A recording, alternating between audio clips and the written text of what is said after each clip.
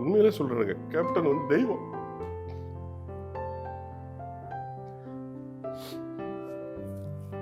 எல்லாம் மறக்க முடியாதுங்க. எல்லாம் இருந்தாருன்னு வைங்களேன், எல்லாம் ஒரு பெரிய ஒரு பலம். எனக்கு ஒரு பிரச்சனை ஆயிடுச்சு.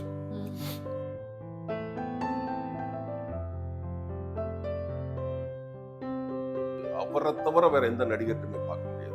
நடிகர் சங்க கடனை வந்து அடைக்கிறது ஏங்க, எத்தனையோ பேர் வந்து நடிகர் சங்க தலைவரா இருந்தாங்க, முடிஞ்சுதாங்க, கடனை அடைக்க முடிஞ்சுதா?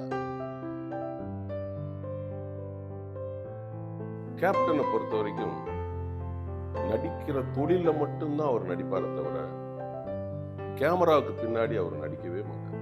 யதார்த்தமான ஒரு மனிதர். ஒரு நடிகர் இன்னொரு நடிகரை அறிமுகப்படுத்தி வைக்கவே மாட்டாங்க. நீங்க யாரை எடுத்துக்கிட்டாலும் சரி, கேப்டனை பொறுத்த வரைக்கும் அவர்கிட்ட போய் ஒருத்தர் வந்து எனக்கு நடிக்கிறதுக்கு வாய்ப்பு வாங்கி கொடுத்துருவாரு. நாங்க ஒரு நாள் உட்கார்ந்து லிஸ்ட் போட்டோம். 420 பேரை வந்து அவர் அறிமுகப்படுத்தி 1.5 கோடி பேருக்கு உதவி செஞ்சிருக்காரு. எனக்கு தெரிஞ்சு 1.5 கோடி பேருக்கு உதவி செஞ்சிருக்காரு. சாதாரணமா ஒண்ணும் அந்த கூட்டம் வரலங்க. ஆக்டர் விஜயகாந்த் சார்னாலே உங்களுக்கு ஒரு எமோஷனல் பாண்டிங் அப்படின்றாங்களே, எப்படி அந்த எமோஷனல் பாண்டிங் வந்தது? என்னைய பொறுத்த வரைக்கும் நீங்க கேட்டீங்கன்னா, சினிமாவிலும் சரி, வாழ்க்கையிலும் சரி, அரசியலிலும் சரி, அந்த மாதிரி ஒரு மனிதரை பார்க்க முடியாது. இன்னைக்கு வந்து பார்த்தீங்கன்னா, சினிமாவிலலாம் நிறைய கதாநாயகன், நிறைய ஹீரோஸ், நிறைய ஆர்டிஸ்ட்லாம் வந்து நடிப்பாங்க, வாழ்க்கையிலும் நடிப்பாங்க. பட் கேப்டனை பொறுத்த வரைக்கும் நடிக்கிற தொழில மட்டும்தான் அவர் நடிப்பாரே தவிர கேமராவுக்கு பின்னாடி அவர் நடிக்கவே மாட்டார். யதார்த்தமான ஒரு மனிதர், வெகுளியான ஒரு மனிதர். அவரை பத்தி யாரு தப்பா பேசினாலும் அவங்கள பத்தி தப்பா பேச மாட்டார். இப்போ என்னை பத்தி ஒருத்தர் தப்பா பேசினா நம்ம கோபம் வரும், நம்ம அவங்கள தப்பா பேசுவோம். ஆனா அவர் அதெல்லாம் பேச மாட்டார். அதே மாதிரி செஞ்சதை வந்து சொல்லி காட்ட மாட்டார். இப்போ நம்மெல்லாம் அப்படி இல்லை. என்கிட்ட தேடி வந்தாப்புல, என்கிட்ட உதவி கேட்டார், நான் செஞ்சிட்டோம் அப்படின்னு நம்ம சொல்லுவோம். அவர்கிட்ட அது கிடையாது. ப்ளஸ் வந்து பார்த்தீங்கன்னா, ஒரு நடிகர் இன்னொரு நடிகரை அறிமுகப்படுத்தி வைக்கவே மாட்டாங்க. நீங்க யாரை எடுத்துக்கிட்டாலும் சரி. ஆனா அதுல 1, 2 பேர் பண்ணுவாங்க. எம்ஜிஆர் சார், சிவாஜி சார் எல்லாம் வந்து அவங்களுக்கு வேண்டியவங்களை மட்டும் வந்து நடிக்க வைப்பாங்க. பட் கேப்டனை பொறுத்த வரைக்கும் அவர்கிட்ட போய் ஒருத்தர் வந்து எனக்கு நடிக்கிறதுக்கு வாய்ப்பு வாங்கி கொடுங்கன்னா வாங்கி கொடுத்துருவாரு. நிறைய பேர், மன்சூர் சார் ஆகட்டும், சரத் சார் ஆகட்டும், அருண்பாண்டியன் சார், எத்தனை நடிகர்களை உருவாக்கி இருக்கிறார், எத்தனை டெக்னீஷியன்களை உருவாக்கி இருக்கிறார். நாங்கள் ஒரு நாள் உட்காந்து லிஸ்ட் போட்டோம். 420 பேரை வந்து அவர் அறிமுகப்படுத்தியிருக்கிறார். நடிகரா, டெக்னீஷியனா, ப்ரொடக்ஷன்ல, காஸ்டியூம்ல, மேக்கப்ல. நீங்க ஒரு அவர் மறைஞ்சதுக்கு பிறகு நான் ஒரு டிவியில் பார்த்தேன், ஒருத்தர் சொல்றாரு, எனக்கு ப்ரொடக்ஷன் கார்டு வாங்கி கொடுத்தாரு. இன்னைக்கு என்கிட்ட வந்து அந்த கார்டு எடுக்கிறது காசு கிடையாது. 5000 ரூபாய் அந்த கார்டு. அப்போ கேப்டன் வந்து அந்த 5000 ரூபாய் கொடுத்து எனக்கு கார்டு வாங்கி கொடுத்தாரு. இன்னைக்கு எனக்கு அந்த கார்டை வேண்டான்னு சொல்லி நான் ரிட்டர்ன் கொடுத்தா எனக்கு 10 லட்ச ரூபாய் சங்கத்துல இருந்து வரும். ஸோ அப்போ எவ்வளவு பேருக்கு உதவி செஞ்சிருக்காரு. எனக்கு தெரிஞ்சு 1.5 கோடி பேருக்கு உதவி செஞ்சிருக்காரு. எனக்கு தெரிஞ்சு 1.5 கோடி பேருக்கு உதவி செஞ்சிருக்காரு. சாதாரணமா ஒண்ணும் அந்த கூட்டம் வரலங்க.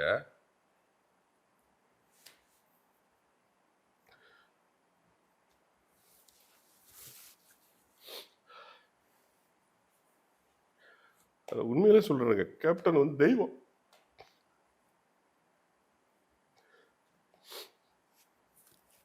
எல்லாம் மறக்க முடியாதுங்க.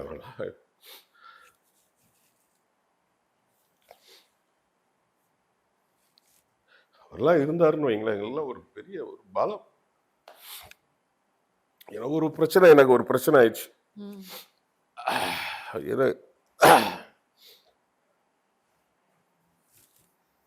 டிவியில போகுது, என் மேல தப்பா ஒருத்தங்க என் ஊர்ல வந்து ஒரு கேஸ் ஃபைல் பண்றாங்க. நான் வந்து ஜிபே ஏற்றி ஒருத்தனை கொலை பண்ண போனேன்னு சொல்லிட்டு ஒரு கேஸ் ஃபைல் பண்ண, நான் ஊர்லேயே இல்லை, அப்படி ஒரு கேஸ் எனக்கு என் மேல போட்டாங்க லோக்கல்ல. ஒரு டிவியில் பார்க்குறாரு, பார்த்துட்டு ஏப்பா நீ இங்கே இருக்கிற, உன் மேலே அங்கே போய்கிட்டு இருக்கு கேஸ் ஏதோ அப்படின்னு அவரே சொல்கிறாரு. நீ இல்லாமல் எப்படி கேஸ், அப்போ பொய்யா பண்ணிக்கிட்டு இருக்கிறாங்களா, என்ன விஷயம்லாம் கேட்குறாரு. அப்போ சொல்கிறாரு, பொய் கேஸ் போடுறாங்க, நீ 2 நாள் வீட்டுக்கு போகாத, 2 நாள் நீ ஆஃபீஸில் இரு, ஆஃபீஸில் கூப்பிட்றாருங்க பாரு, 2 நாள் அவர் இங்கே தான் இருப்பார். அவருக்கு வேண்டிய எல்லா விஷயமும் பண்ணி கொடுக்கணும், சாப்பாடுல இருந்து எல்லாமே பண்ணி கொடுக்கணும். சரியா? யாருங்க செய்வா? அவர் கண்டுபிடிக்கிறாரு, நீ இங்கே இருக்கிற, அங்கே இன்சிடென்ட் நடக்குன்னு சொல்கிறாங்க, அப்போ பொய்யா சொல்லிட்டு இருக்கிறாங்க, அப்போ என்ன விஷயம்னு கேட்குறாரு. அதுதான் தலைவருக்குள்ள ஒரு அதான் ஒரு மெயின் கேரக்டர். லீடர்ஷிப் வந்து சாதாரணமாக ஒன்றுலாம் வர்றதுங்க. அதுதான் லீடர்ஷிப். நிறைய நீங்கள் பார்த்தீங்கன்னா அட்மினிஸ்ட்ரேஷன் ஆகட்டும், லீடர்ஷிப் ஆகட்டும், அவர்கிட்டலாம் நம்ம வந்து அவரை தவிர வேற எந்த நடிகர்ட்டுமே பார்க்க முடியாது. நடிகர் சங்க கடனை வந்து அடைக்கிறது ஏங்க, எத்தனையோ பேர் வந்து நடிகர் சங்க தலைவராக இருந்தாங்க, முடிஞ்சுதாங்க, கடனை அடைக்க முடிஞ்சுதா? எத்தனை பேர் இருந்தாங்க. மேஜர் சுந்தரராஜன் சார் இருந்தார், லட்சிய நடிகர் SSR இருந்தார், அதுக்கு முன்னாடிலாம் பெரிய பெரிய ஜாம்பவான்லாம் இருந்தாங்க. அந்த கடனை அடைக்க முடிஞ்சுதா? அவர் வந்து நடிகர் சங்க தலைவரானோன்னா கடனை அடைச்சு வைப்பு நிதியை வச்சுட்டு போனார். அவ்வளோ 250 உச்ச நட்சத்திரங்கள் அத்தனை பேரையும் கூப்பிட்டு, சார் 4 ஆர்டிஸ்டை கூட்டு போய் ஒரு படம் பண்றதே பெரிய பாடா இருக்கும். நம்ம பார்த்துக்கிட்டு இருக்கிறோம். நம்ம வந்து எத்தனை படங்கள்ல, எவ்வளவு படங்கள்ல நம்ம பார்த்துட்டு இருக்கிறோம். 4 பெரிய ஆர்டிஸ்டை கொண்டு போய் சேர்த்து வச்சு ஒரு ஷூட்டிங் நடத்துறதே பெரிய விஷயம். நீ அவருக்கு மட்டும் அந்த லாட்ஜ் போட்டிருக்க, அவருக்கு மட்டும் இந்த சாப்பாடை கொடுக்குற அப்படின்னு 1008 பஞ்சாயத்து வருங்க. 250 பேரை கூப்பிட்டு போய் சிங்கப்பூர், மலேசியால போய், துபாயில போய் ஒரு கலை நிகழ்ச்சி பண்றதுன்னு சாதாரண விஷயமா? அது எப்படி பண்ணி அந்த வந்து அங்க போன இடத்துல அவன் ஏமாத்தி விட்டான். ஐயோ, அந்த நிகழ்ச்சி நடத்தின ஈவெண்ட் நடத்தினவன் ஏமாத்தி விட்டான். சட்டையை பிடிச்சி அவனை தூக்கிட்டு பணத்தை கொடுக்குறியா இல்லைன்னு சொல்லி, இதெல்லாம் எந்த நடிகருக்கு இந்த தைரியம் வரும்? எந்த நடிகருக்கு வருங்க? எல்லாம் தன்னை தான் யோசிப்பாங்க, தான் குடும்பத்தை யோசிப்பாங்க. அப்போ அந்த பணத்தை வாங்கிட்டு வந்து இங்க கடனை அடைச்சி 1.5 கோடி ரூபாய் வைப்பு நிதி வச்சாரு. ஸோ அந்த டீமும் நல்ல டீம். எனக்கு கூட சரத் சார் இருந்தாரு, நெப்போலியன் சார் இருந்தாங்க. அந்த டீமும் பார்த்தீங்கன்னா வாகே சந்திரசேகர் சார் இருந்தாரு. எல்லாருமே எஃபர்ட். பட் ஒன் மேன் ஆர்மியா இவர் இருந்தார், கூட இருந்து பண்ணி எல்லாம். என்னை பொறுத்த வரைக்கும் கேட்டீங்கன்னா, அந்த நடிகர் சங்க கட்டடத்துக்கு மெயின் பில்டிங் பேரே அவர் தான் வைக்கணுங்க. இல்லைன்னா அந்த சங்கம், அந்த கட்டடம் வந்து என்னைக்கே வந்து பேங்க்ல ஜப்தியா போயிருக்குங்க. அது NS கிருஷ்ணன் சார் அவர்கள் வாங்கி கொடுத்தது. 16 கிரவுண்டோ 18 கிரவுண்டோ வாங்கி கொடுத்தாரு. எம்ஜிஆர் அவர்களும், திரு சிவாஜி அவர்களும், ஜெமினி கணேசன் சார் எல்லாருமே பணங்கள் போட்டு அந்த கட்டடத்தை உருவாக்கி கட்டடமா கொண்டு வந்தாங்க. தென்னிந்திய நடிகர் சங்கம்னு கொண்டு வந்தாங்க. ஸோ அதன் பிறகு பிரச்சனைகள், கடன்கள், அந்த கடனை அடைக்காம போயிருந்தா இன்னைக்கு என்ன ஆயிருந்திருக்கும்? ஜப்தி ஆயிருக்கும், பில்டிங் இல்லாம இருக்கும், ஜப்தி போயிருக்கும். அப்ப நீங்க அந்த கட்டடத்துக்கு அவர் பேரை வைக்கிறதுல என்ன தப்புங்கிற? வைக்கணும்ல. ஸோ பார்த்தீங்கன்னா அந்த அந்த லீடர்ஷிப் குவாலிட்டி, இந்த மாதிரி விஷயங்கள்லாம் வந்து பார்க்கும்போது, நான் வந்து 33 வருஷம் அவர் கூட டிராவல் பண்ணியிருக்கேன். நடிக்க ஆரம்பிச்சது ரமணா தான். அந்த படத்துல தான் நமக்கு அவர் வந்து அந்த இது சிக்னல் கொடுத்தது. அப்படி அப்படின்னு கண்ணை காட்டினது. ஏன்னா அதுக்கு முன்னாடியே சார் கூட நான் வந்து மன்றத்தில் இருக்கிறேன். மன்றத்தில் இருக்கும்போது நமக்கு பழக்கம் கிடையாது. மன்றத்தில் இருக்கும்போது நம்ம வந்து அவரை வந்து பார்க்கறது கிடையாது, பழக்கம் கிடையாது. நான் கேப்டன் மன்றத்தில் இருந்தேன். அவரை நான் முதலாக வந்து பார்த்தது எங்க பார்த்தோம் அப்படின்னு கேட்டீங்கன்னா, ஃபர்ஸ்ட் நான் பார்த்தது வந்து பரதன் ஷூட்டிங் ஸ்பாட்ல தான் பார்த்தேன். ஃபிலிம் இன்ஸ்டியூட்டுக்கு ஷூட்டிங் வந்தாங்க. அப்பதான் நான் பார்த்தேன். அப்போ கூட தூரமா இருந்தா பார்த்தேன். பக்கத்துல நம்ம போய் க்ளோஸ்லாம் பார்க்கல. மன்றத்தில் நான் இருந்தேன். அவர் கூட மன்றத்தில் இருக்கிறேன். அவர் கூட மன்றம் மீட்டிங்லாம் போவோம், டிராவல் பண்ணுவோம். ஒரு ஒரு கடவுளை பார்க்குற மாதிரி தூரமா இருந்து பார்த்துக்கிட்டு இருந்தோம். ஆஃப்டர் ரமணாவுக்கு பிறகுதான் நாங்கள் வந்து க்ளோஸ் ஆனது. ஸோ வந்து பார்த்தீங்கன்னா ஒரு 33 வருஷம் நம்ம வந்து அவர் கூட வந்து டிராவல் பண்ணியிருக்கிறோம். பட் ரொம்ப க்ளோஸ் ஆனது 2002ல். 2002ல இருந்து அவருடைய மறைவு வரைக்கும் 2023 டிசம்பர் 28 இதில் வந்து பார்த்தீங்கன்னா ஒரு 21 வருஷம் நான் அவர்கிட்ட ரொம்ப க்ளோஸ் ஆகிட்டேன்.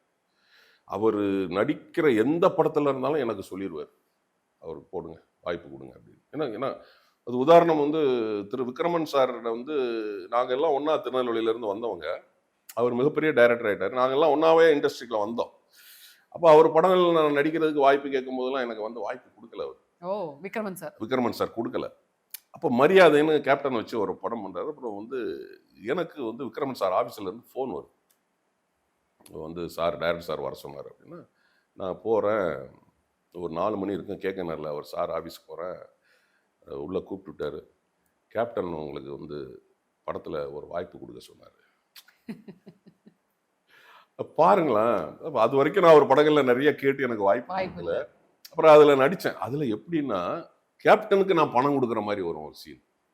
ஒரு 25,000 ரூபாய் என்கிட்ட வந்து கடன் கேட்பாரு, நான் அவருக்கு வந்து பணம் கொடுக்குற மாதிரி. அவர் எவ்வளோ பேருக்கு பணம் கொடுத்துருக்கிறாரு. அதெல்லாம் வந்து பார்த்தீங்கன்னா நிறையா. காரைக்குடியில் ஒரு ஷூட்டிங்க, இதே தான் மரியாதை ஷூட்டிங். ஒரு 10:30 மணி இருக்கும். மேனேஜரை கூப்பிட்டாரு, ப்ரொடக்ஷனை கூப்பிட்டாரு. யாருக்கும் சாப்பாடு வேண்டாம், மதியம் நம்ம சாப்பாடு அப்படின்ட்டார். ஒரு மணிக்கு பிரேக் விட்டாரு டைரக்டர். டக்குன்னு கம்பெனி காஸ்டியூம்லாம் கழட்டி போட்டு ஒரு லுங்கி, ஒரு பனியனு மாத்திக்கிட்டாரு. ஆமாம் போட்டு 130 பேர் இருந்திருப்போம். நாங்கள் 130 பேர் 140 பேர் இருந்திருப்போம். அது பெரிய ஹால், அந்த ஷூட்டிங் ஸ்பாட். எல்லாரையும் ஒன்றா உட்கார வச்சார். ப்ரொடக்ஷனில் வேலை பார்க்குறவங்க முதற்கொண்டு, ப்ரொடக்ஷன் பாய் முதல் கொண்டு எல்லாரும் ஒரே ஈவனாக உட்கார வச்சேன். ஆர்டிஸ்ட்டு நான், Bangalore Sampath sir, Shanmugarajan sir, Virumandi Shanmugarajan sir, Meena madam, வேற இன்னொரு 2-3 ஆர்டிஸ்ட், 7 ஆர்டிஸ்ட் நாங்கள். அப்போது director, cameraman, technician, production, costumer எல்லாம் 24 கிராஃப்ட் மெம்பர்ஸும் எல்லாம், அதுபோல் ஜூனியர் ஆர்டிஸ்ட் எல்லாத்தையும் உட்கார வச்சார். கேப்டனுடைய மேக்கப் மேனு, கேப்டனுடைய டிரைவரு, கேப்டனுடைய டச்சப்பு, கேப்டனை பார்க்க வந்தவங்க ஒரு 7-8 பேர், எல்லாருக்கும் இலை போடுற கேப்டன் தான் இலைய போடுறாரு. 130 பேருக்கும் இலைய போட்டு என்னென்ன சாப்பாடுங்கிறீங்க, காடை பிரியாணி, சிக்கனு, மட்டனு, ஃபிஷ்ஷு, என்னென்ன இருக்கோ அவ்வளவு எல்லாத்தையும் இவங்க ஒரு கேப்டன் வச்சுட்டு போறாரு. அடுத்தால இவங்க வர்றாங்க, எல்லாரையும் சாப்பிட வச்சு அழகு பார்த்தாங்க. கடைசியில் இவர் சாப்பிட்றாரு. எல்லாம் சாப்பிட்டு முடிச்சோடனே நமக்கு ஒரு கியூரியாசிட்டி இருக்கும்ல, தலைவர் என்ன சாப்பிட்றாரு, எப்படி சாப்பிட்றாரு பார்க்கணுமே அப்படின்னு சொல்லிட்டு அவர் ரூமுக்கு போயிட்டாங்க. ரூம் போனோன்னே ரூமில் இருந்து சாப்பிட்றாரு. நான் அந்த ஜன்னல் வழியாக பார்க்குறேன், தலைவர் என்ன சாப்பிட்றாரு. இவ்வளவுதாங்க சாப்பிட்டாரு அவர். எத்தனோண்டு அது தெரில, அது ஹீரோலாம் அவ்வளோதானே சாப்பிடுவாங்க, கொஞ்சோண்டு சாப்பிட்டாரு. ஸோ இந்த மாதிரிலாம் எந்த ஹீரோவும் செய்ய மாட்டாங்க. எந்த ஹீரோவும் எனக்கு தெரிஞ்சு, நான் 40 வருஷம் அனுபவத்தில் சொல்கிறேன், அவங்க பிரேக் முடிச்ச உடனே அவங்கவங்க கேராவனுக்கு தான் போவாங்களே தவிர இந்த மாதிரிலாம் செய்ய மாட்டாங்க. அதே மாதிரி எங்கே ஷூட்டிங்கில் இருந்தாலும் கேப்டன் பிரேக்குன்னா போக மாட்டார், நேராக அங்கே போயிடுவார், ப்ரொடக்ஷனில் போயிடுவார். சாப்பாடு இருக்கா, சிக்கன் இருக்கா, மட்டன் இருக்கா, மேலே என்ன சாப்பிட்றாங்களோ கீழே வரைக்கும் அந்த சாப்பாடு. அதை வந்து எனக்கு தெரிஞ்சு நான் வந்து பெருமையாக சொல்லுவேன். திரு எம்ஜிஆர் அவர்களுடைய ரசிகர்களாகட்டும், திரு எம்ஜிஆர் அவருடைய கட்சிக்காரங்களை சேர்ந்தவங்களாகட்டும், இன்னும் நான் வந்து மார்தட்டி சொல்லுவேன், எம்ஜிஆர் அவர்களுடைய ஒரு படிக்கு மேலே தான் கேப்டன். அது சொல்லுவேன். நம்ம எம்ஜிஆர் சார் இருக்கும்போது கூட அந்த பாகுபாடு இருந்தது. ஆனா கேப்டன் என்னைக்கு வந்தாரோ அன்னையில இருந்து A grade, B grade, C grade கிடையாது, மேல இருந்து கீழே வரைக்கும் எல்லாருக்கும் ஒரே சாப்பாடு. ஒரு தடவை நான் கண்கூட பாக்குறேன்,